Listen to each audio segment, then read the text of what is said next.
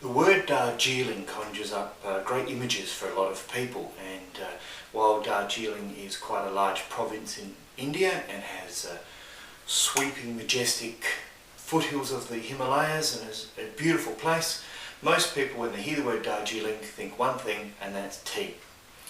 Now, tea lovers, when they think Darjeeling, think the finest of teas. It's often called the champagne of teas. I don't like that expression personally, because I don't actually like champagne. I prefer tea. You could argue that champagne is the Darjeeling of wines. Now, Darjeeling generally is considered to be a very light tea, a tea you drink without milk or sugar, a tea that you appreciate for its thin, delicate flavour. But what we're going to do today is look at a particular Darjeeling that doesn't actually have all of those characteristics. Now, what I have here is a second flush Darjeeling. So the first flush is very delicate. It's the top two leaves taken off very early in the picking season and processed and made into a black tea that is delightfully light. The second flush is much heartier. Now, this is a Montviot. It's a very malty sort of second flush. So as far as Darjeelings go, it's quite strong and quite un-Darjeeling-like in a number of ways. But it does have those essential characteristics. And if you're unsure about Darjeelings, it's actually not a bad way to start, because it's I guess more like an Assam or even some of the Chinese blacks, like a Keema. It's got plenty of flavour. So you could start there and then sort of gradually move up to the finer Darjeelings. But a good all-round tea, and I probably have it every day. So, a couple of grams in Cyril the teapot.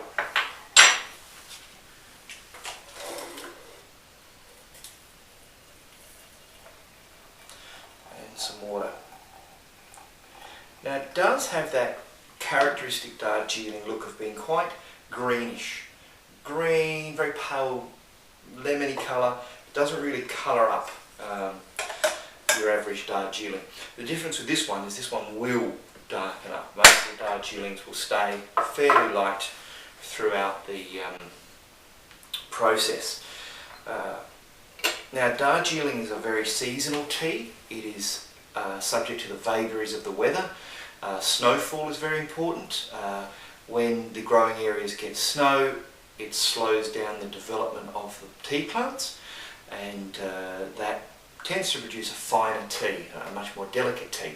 So if you have a hot season where there's no snow, the teas can come on very fast. The first flush can be quite strong, the second flush can be very strong, and the late picked autumnal, the next one along, can be super strong. So the growing season, this is from last growing season, was moderately warm, so I would expect it to be a year that produced some quite dark teas anyway. Now, with a Darjeeling, most people think, well, what you've got to do is you've got to get out your best teacup.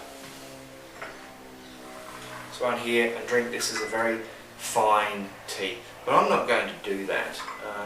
I'm probably not going to drink it out of a huge mug either, but it's a sort of a mid-range tea. I'm going to have a nice cup of it. So I just get a sort of mini mug with a decent quantity of tea able to be put in there. Now, as a tea, this one I feel can suffer sugar and can suffer milk. If you like either of those things, then it is a good tea to put them in. Whereas some of the finer and lighter Darjeelings, you really wouldn't want to put milk in, especially because it just obliterates the flavour.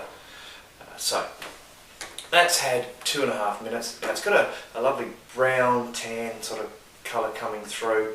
I might add a little sugar, I think, on this occasion. Very much a mood person on teas. On this occasion, with a little bit of sugar.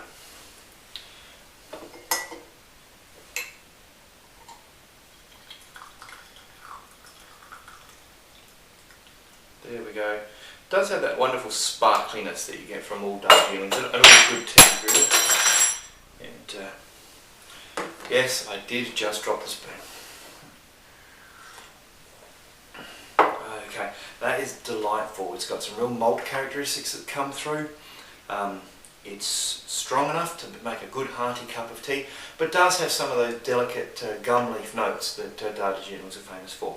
Now, I don't normally take milk in my tea, I'm just going to add a bit, just to give you an opinion for those people who do, as to whether milk works in this tea.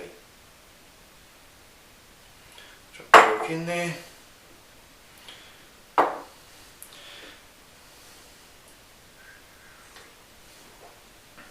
Yes, very nice. The milk does complement the tea, neither one overruns. I'm getting a little bit of the milk fat taste, which every milk tea drinker gets.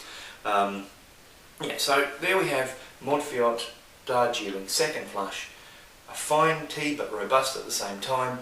A great way to introduce yourself to Darjeelings, and just a great cuppa. See you next time.